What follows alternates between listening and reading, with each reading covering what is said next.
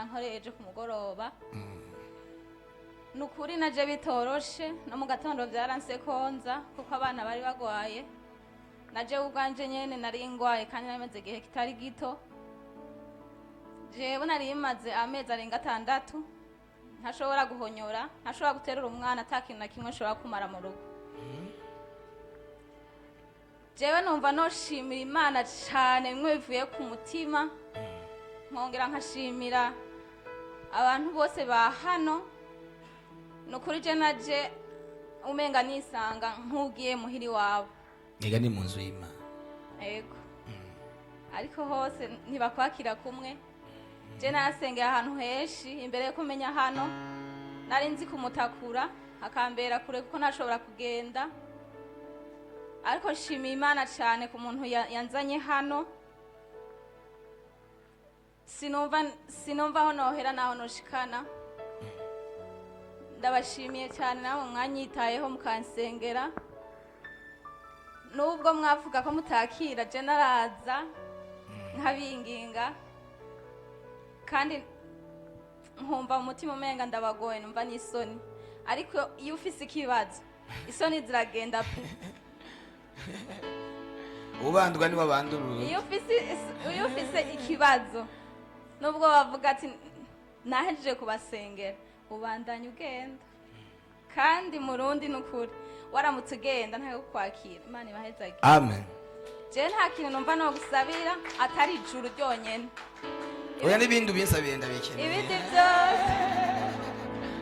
ibindi byose wobironka amafaranga ukayaronka nayo nyene ndayakeneye ego urayakeneye yame n'ijuru ariko naryo ijuru naryo ni ikintu kiruta ibindi byose hama jewe sinumva ngena je sinovuga ingwara yanje no kuva ku ntango noca ncereza abantu hari abashaka kuja ku kazi n'ibindi bikorwa jewe tubwire mu ncamake ingene byari bimeze mu ncamake jewe nafashwe n'ukuguru mwivi fashwe ni ukuguru mwivi biraza buke buke mu nyuma birafata amaguru mu nyuma bifata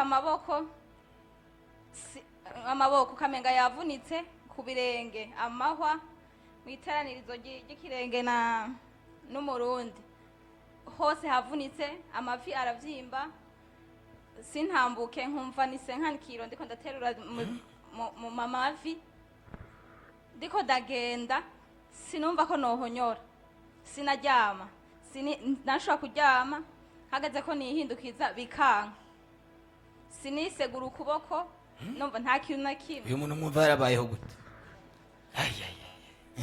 umwana ndabona ko bitagikunda ko nshobora kumuterura ngo ndamwose abana baba mu nzi wanje barambwira bati mucutse nta kundi baca baramutora ndamucutsa uribaza abarozi bacutse umwana atarage nabo tuzosaba abo mu izina rya Yesu ducukiriza abana ataragera ko bacuka babaya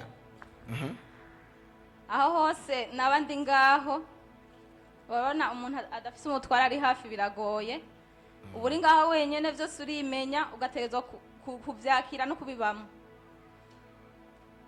ntarandiriye niho nashika ngaha baransengera nukuri baranyitaho uwo nabwira wese ko ansengera nubwo pasteur atari ngaha nukuri barangamburukira bakamfasha nkumva kandi mu kwizera je navuga ntegerezwa gukira abantu bose babibone batangare je nababanye bari bafise umutwaro wanje nukuri kubona uri umupfasoni mu rugo udashobora no koza umwana udashobora guteka udashobora gukoropa umva ubayeho nk'umuntu ari ngaho ikimuga yari yamaze kuba ikimuga byari byarangiye narifuje ahantu hose abantu bose abantu b'inshuti bambara ati genda hagenda ugiye kwa muganga abaganga bakubwiye gute barapima bakabura ikintu na kimwe muga akindaba gutya amavi yavuga ati aya mavi arimwo amazi muga ngize ndagirisha radio bagasanga nta kintu na kimwe bagapima amaraso bagasanga nta kintu na kimwe ahantu hose bandangiye muganga hose narahahetuye mu nyuma ndifatira ingingo ntubu rero Yesu n'umuganga mukuru kandi wategerezwa kumvura ndafata ingingo ko ata muganga numwe nzosubirako fata ingingo yo kuza kwa muganga ngaha haleluya bavuze gusenga ku mugoroba bavuze gusenga mu gatondo je nazinduka kandi gabikugoye gutambuka kandi bingoye gutambuka muga nkavuga ati mana hamwe noshika muhira sinzi jiyo mvuye ngaha kenshi nashika meze nk'ikiziga.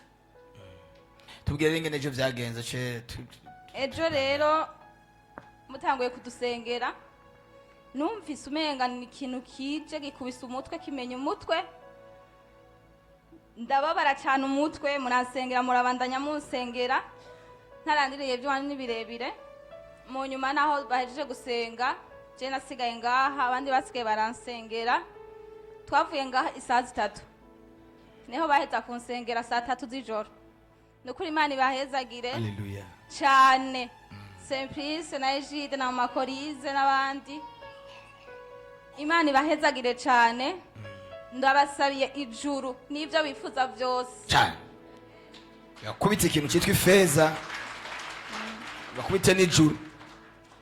murakoze cyane Yesu abahezagire amashi menshi ku Mana yacu. Yesu agira neza abantu bataza mu bihe nk'ibi Imana yateguye ibihe nk'ibi bari uruhombo mu bwami bw'Imana bari uruhombo no ku buzima bwabo bari uruhombo turiza tubatumira urabona akandi babwiza ukuri gukora deliverance uku ikimwe birarusha tugategura deliverance yo mu gitondo tugaca dushirako niyo ku mugoroba si kubera kubishaka gusengera abantu ni kubera bari itegeko ry'Imana atari itegeko ry'Imana ntabwo wobikora oya umubiri wa wapfuye umubiri wa warushe ariko ku itegeko ry'Imana.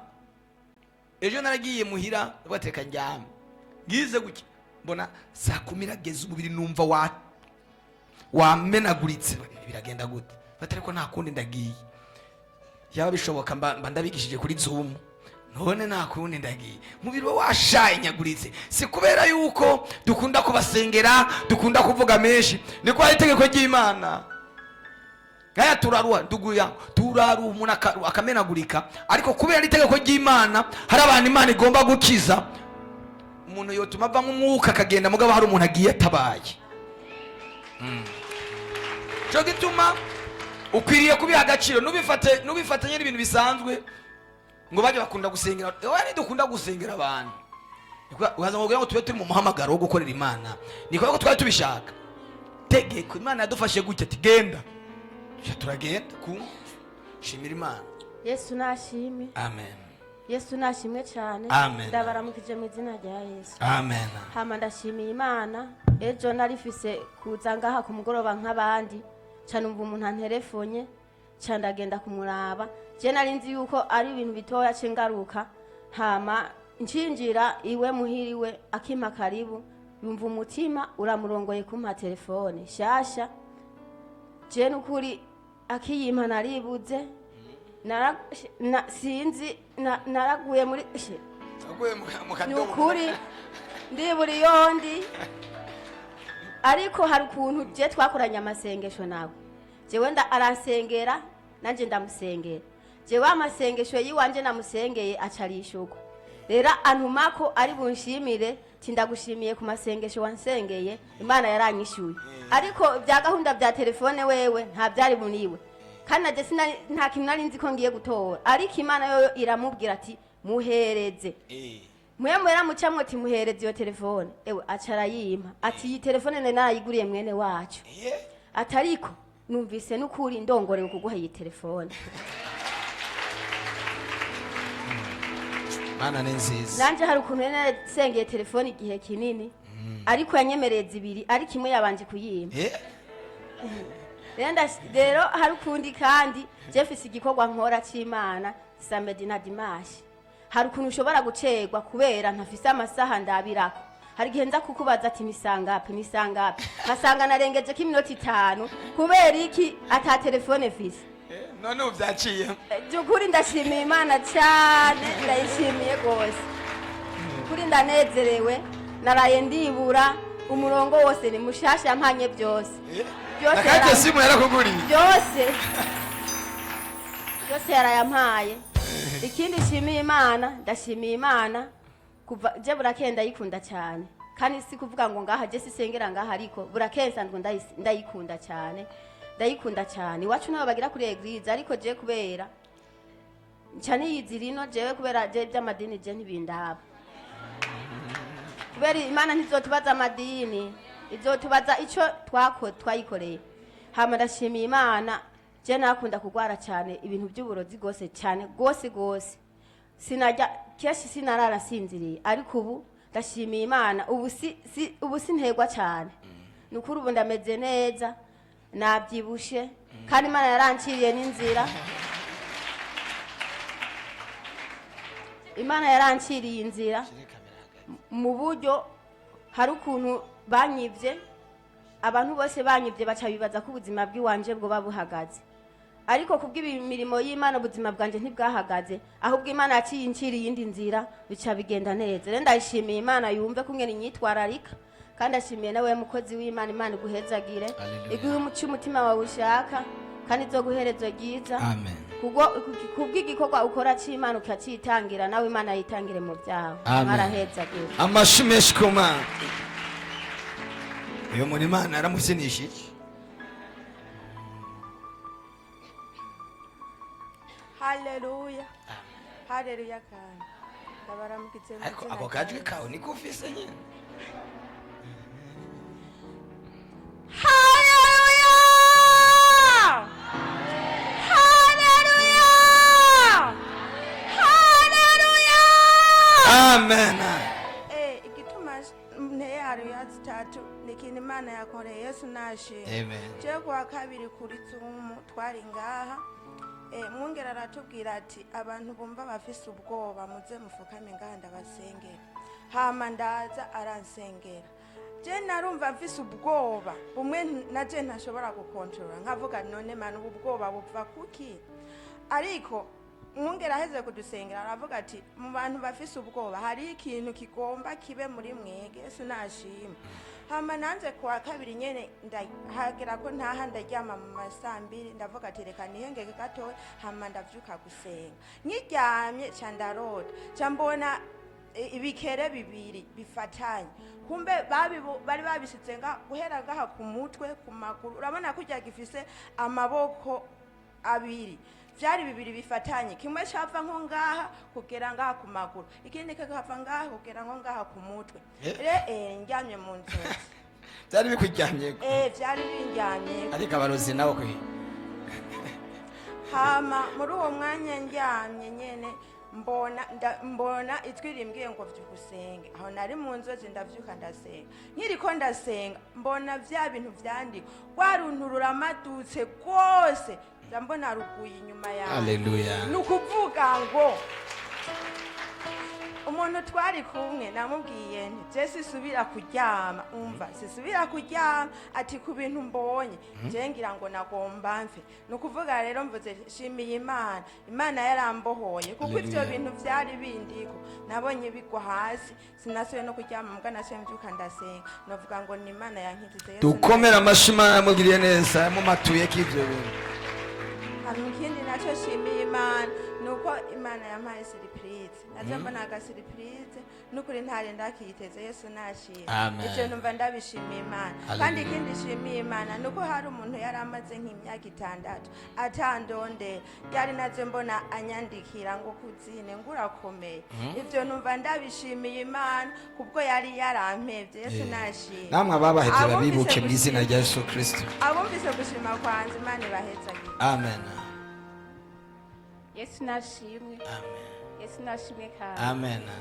Nanje mpagaze ngashima Imana, haheze agomba irindwi zibiri nje gusengera ngaha, sinabara sengera ngaha nza muri burake, nkaba natumiwe n'umugenzi wanje, nanje nagomba shima Imana ugitangaza nabonye ejo. Ndafise umwana w'imyaka 3, uwo mwana misi yose mwijoro iyo turyamye hageze saa 8 y'ijoro ndamuryamika hagati, hageze saa 8 y'ijoro n'inusu kuduga, nubwo yoba aryamye agaramye aca yubika inda, agaca agenda arikuba kujya kw'inzoka, akamanuka hepfo n'imatera akayirenga agaca aryama hasi. Nkavyuka nkamukwega kandi nkamusubiza haryama, ndamusubije mu kibanza namuryamitsemwo, agaca arira cyane, agaca atangura gutera amaguru hirya no hino, agatiyo kantwaye agaca asubira agakuba yanda agasubira hahandi nyene. asubiye hahandi agaca asinzira nkabyuka nkamusengera ndamusengeye agaca atangura gukoma induru. Umunsi umwe acambwira ngo mango ndabonye inkoko. Ndamubaza iyo nkoko iri hehe, ndamurika ndayibura. Haje umwanya agacambwira ngo mango ndiko ndabona ibikoko.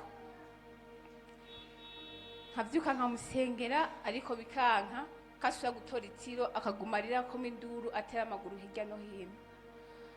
Agaciro kantwaye kandi agaca asubira agakwega yanda ntagenda agaramye ntanabyuka, ahubwo aca yubika inda nubwo yabaryamye ukundi kuntu agaca kwega inda agasubira hepfo kandi. Dari mu maziko nk'amezi nk'abiri. Cyo shima Imana rero. Cyo shima Imana nayo maze iminsi mvuga ati ngo nzomutwara kuba musengere. Rero mu ijoro ryakeye ejo twaragiye kuryama nzi ko nakoze isuku hose nakunkumaya amashuka byose turagira umusegetera, ariko ikintu nabonye pastor yagize iminsi avuga ngo mugiye kubona inzoka canke ibindi kandi muzovyica. Rero tugiye kuryama natangajwe nuko nyene nafashe ibintu byose ndabikunkumura ndahagira neza. Umwana akiza kuryama tuza tubona urunyo ruko rugendagenda hanyuma impande yaharyama ndahiga iyo gwazananye ndahabura. Ndafata amazi ahezagiye ndahamije imbere yuko turyama. Muri iryo joro naho byamufashe byaramufashe ariko ndamukweza inshuro 2 yaciye aryama arasinzira. Rero ejo ndamuzana amasengesho ku mugoroba turasenga. Hajya duhagutse tuko turasenga pastor avuga dusuka amazi ku mutwe ndamusuka ko ndamufatira ko numva ko muri uwo mwanya ari wo mutwaro ufise. Ndavuga ati man uyu munsi nyene muri iri joro ndabona igitangaza cawe kuko ndaza n'amadayimoni yamuteye siko yahora. Ndamusuka kamazi ndamusengera tugiye gusenga hajya tugiye kwicara yaranyankiye go dusubira kwicara agumurarira ma dutahe sishaka ngo dutahe. Ndanga ati cyara dusenga duheza amadutahe ariko yicenye adashaka. Icyo shimira Imana rero nuko mwijoro twaryamye Imana bwarinze buca atanihindukije. Ijoro ryose yarasinziriye itiro ntagenda namubona ko ndinze mbyuka nza muri burakeye atihindukije ataniko. Rero pastor Imana imuhezagire. Amen. Kuko amavuta yamuhaye nukuri afise Imana. Avuze gushima kwanje Imana ibaheze. Amen. Mashimeshi ku Mana yacu.